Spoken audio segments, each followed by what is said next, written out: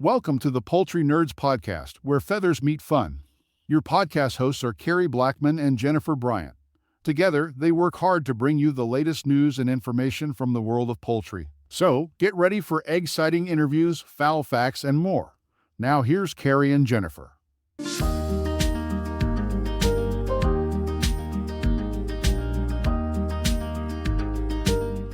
So, welcome to Poultry Nerds Podcast, and we're here with Bre Patz from the American Coturnix Breeders Association. Hey, Bre, how you doing? Hi, I'm doing pretty good. Yeah, so I'm up in northern Wisconsin. Used to transport between Wisconsin and Michigan, but it looks like I'll stay in Wisconsin for quite a bit. I run Pips and Chicks, so I'm on Facebook, and then I've got my website, the Pips and Chicks at Wixsite.com. So I do a lot with it. I'm the president of the ACBA, and then I also run the Pips and Chicks website. So we do a virtual show. I do a lot of genetics work on there. I do a lot with the virtual poultry show. So I put a big virtual show together, judged by APA and ABA judges every year. And then I also started the ACBA last year. So I'm the current president of it and have helped grow the organization. You started the ACBA. So, what was your thought process when you decided to start it? Yeah, so I started in quail. I started with chickens before I got into quail, and I've been raising chickens since 2017, 2018, since I was in high school, and always loved showing birds at the fair. Started with market birds, got into exhibition poultry, and then I quickly got into quail in 2020. COVID time, lockdown, we started hatching eggs and we hatched quail, and I fell in love with them. They're adorable. They're by far my favorite animal. Knock on wood. I love my chickens, but my quail are my animal. And they didn't have anything that the chickens really had as far as structure. So I was in the APA shows. I did a lot of like county fairs, things like that, and seeing how all of these were taking place, the standard of perfection that they had that tells you exactly how to breed these birds, what you're breeding for. The quail didn't have any of that. They didn't have quail shows. When I was starting out, there was one in Australia and there was some talk of German shows, but that was really it. There was no standard. These shows were just judged by really well-known quail breeders, but they just were judging on experience. And we couldn't see comments or things like that. And it was abroad. So there was nothing anywhere like that. So when we got started, when I put the ACBA together, it started with that virtual show. I decided the first year I was going to include quail on it. Just out the window, why not? And so that first year we put a draft standard based on some graphics and different things that the Australian show put forward. It was not well reviewed. It was just something I haphazardly wrote and gave to our judge to look through it. And we had a group of 3 to 4 judges, and it just was discombobulated all over the place. The next year was spent, how can we refine this? And talking with a few different poultry breeders, talking with different clubs and organizations on the chicken side of it, it was like, okay, I think we need to come up with a quail club. And so we did that in May of last year. So I think it was 2023. We got a group together and it was just open to everyone. We narrowed it down. We picked our officers. We started meeting regularly. We put together some bylaws and started working on the standard. And then from there, we started charging membership dues. So we've narrowed into our membership and we started the club officially, all of the fun paperwork and tax things and all of that goes with it, and put the standard together. And we published the standard a year later, so May of this year. It's our official draft standard, so it's open to all of our members to see and view. And we're working with the APA right now as to what our next steps are to keep getting into some of those chicken shows with quail. That's awesome. So, in the essence of full disclosure, so Bre is the president of the ACBA and I'm the secretary, and Carrie is involved with the newsletter in the essence of full disclosure here.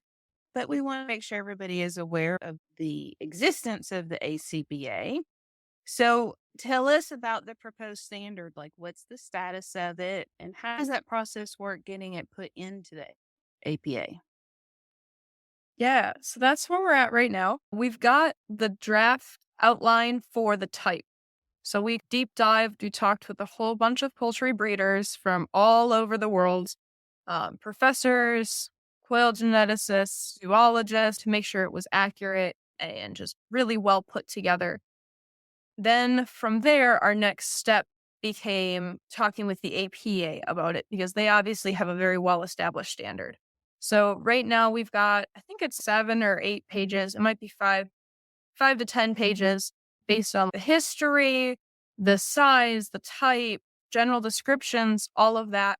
And we're talking with the APA about what are the steps to get into the APA standard of perfection. It'll start with, we need a public vote from APA members. So that'll be the very first step. It sounds like they'll be able to put it into a newsletter when we've got everything together for the draft. We do need to, one of the things that the ACBA is still working on is putting together a color standard. We have our type standard pretty well down. We need to get a color established because the APA won't accept it without a color standard.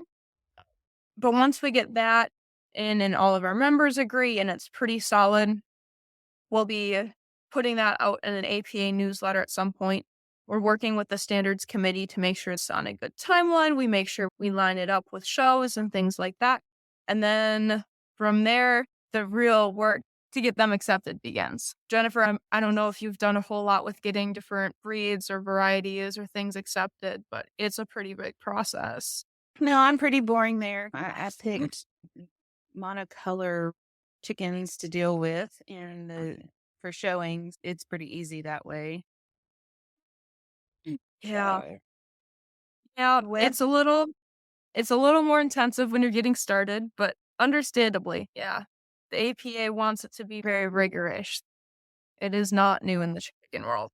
And most of the people that have been in quail have not been in the chicken world or much other livestock to see how other livestock is done. In just about every other poultry breeders group, breeders clubs, organizations, APA, ACBA, like your Cochin's breeders, your Orpington breeders, all of that, they have dues, they have membership fees. And when we started the ACBA, there was no big organization in quail that charged dues. The biggest thing we had was Facebook groups, which are free. And so everyone always had gotten their information from free places.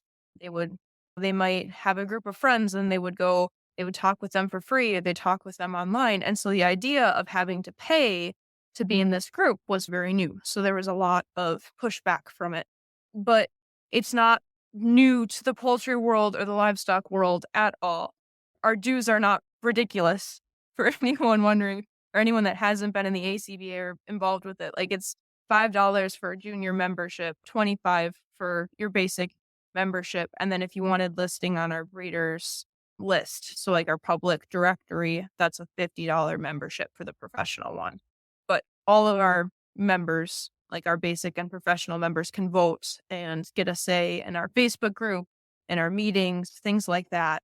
And really what that membership does is paying for the information that we're getting.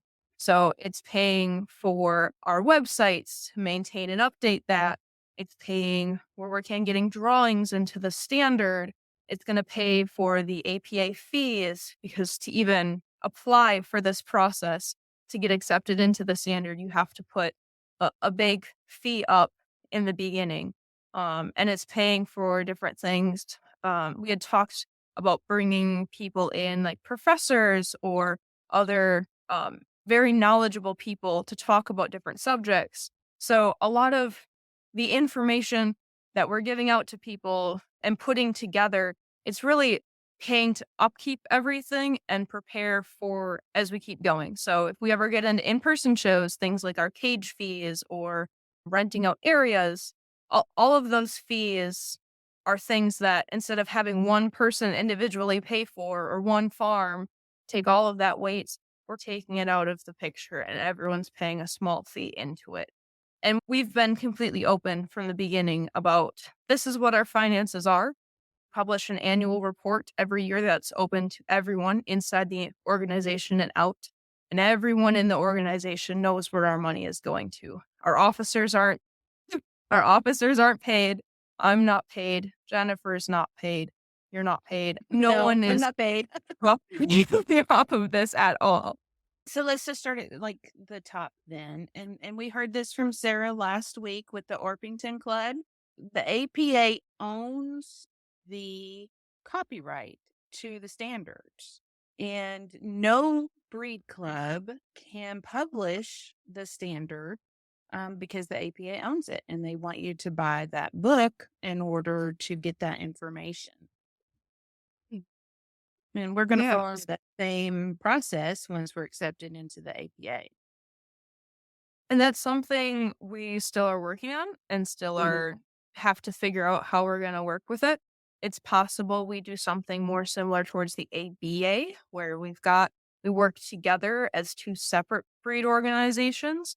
It's possible we do just join with the APA and let our copyright go up and let them take that copyright from us. But the APA as a whole is a really big asset. It's a huge group of breeders and network of very experienced poultry breeders that know what they're doing, that know how shows run, that get people interested. They get these shows up and going all over the United States.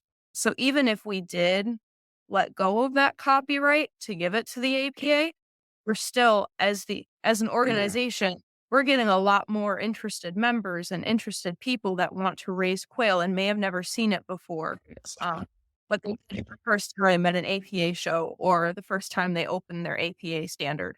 So it's not something worried about yet. It is something that we're going to hopefully bring up and start addressing at meetings and talking with people to see if that's the route we want to go and if that's something we're going to be worried about. And then taking that to the standards committee and being like, okay, how can we work with you on this so that we both walk out with things that we want?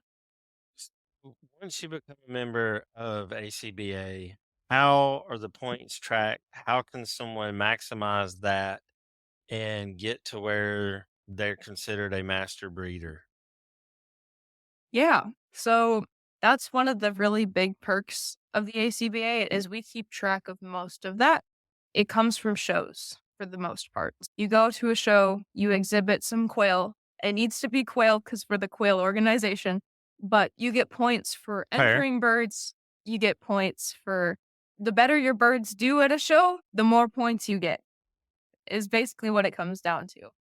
And you can start as young as you are showing, you can start in getting youth points. And then as soon as you turn 18, those can roll over into adult points. So things like county fair, when you're under 18, can also count for points. It's a little bit easier as a youth to get points. And then when they roll over, we took that into account. But the biggest thing is just show up and bring birds and learn, and you will get points. And the more you do, the more you bring show you get points.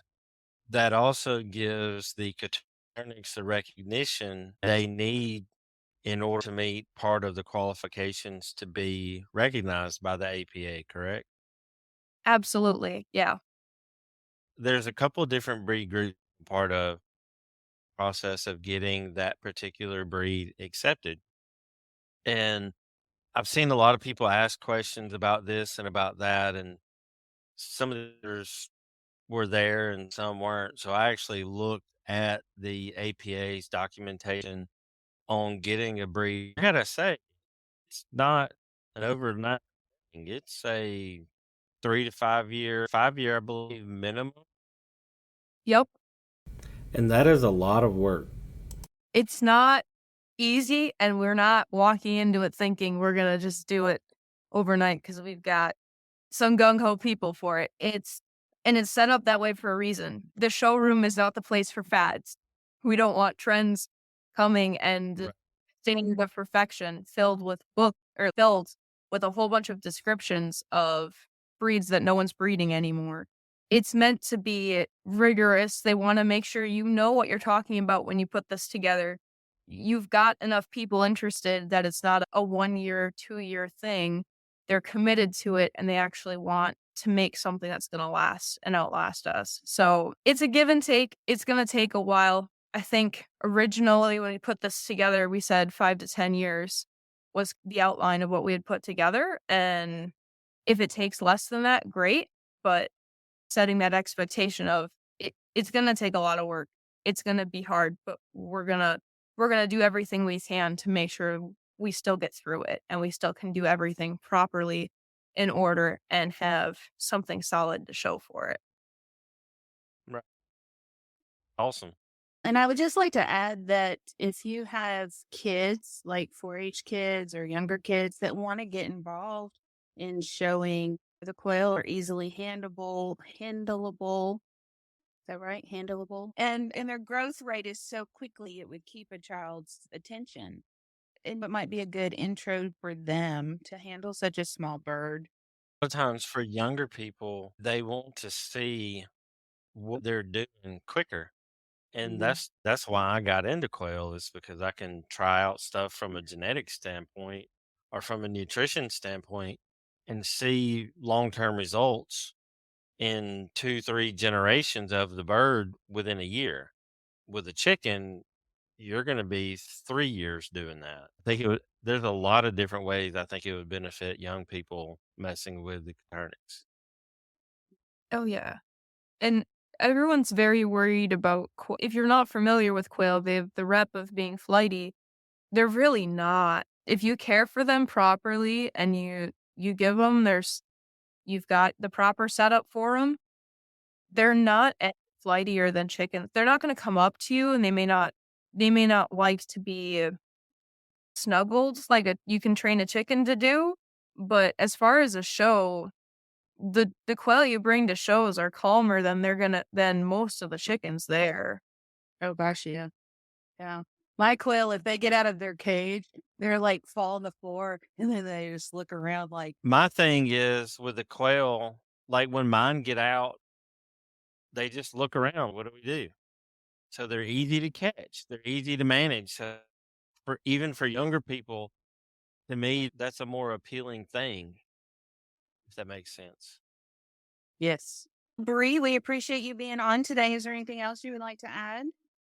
No, I think that's all I've got, unless you've got more questions for me. Thank you for joining us this week. Before you go, be sure to subscribe to our podcast so you can receive new episodes right when they are released. And they're released every week. Feel free to email us at poultrynerds@gmail.com to share your thoughts about the show. Until next time, poultry pals, keep clucking, keep learning, and keep it exciting. This is Carrie signing off from Poultry Nerds. Feathers up, everyone.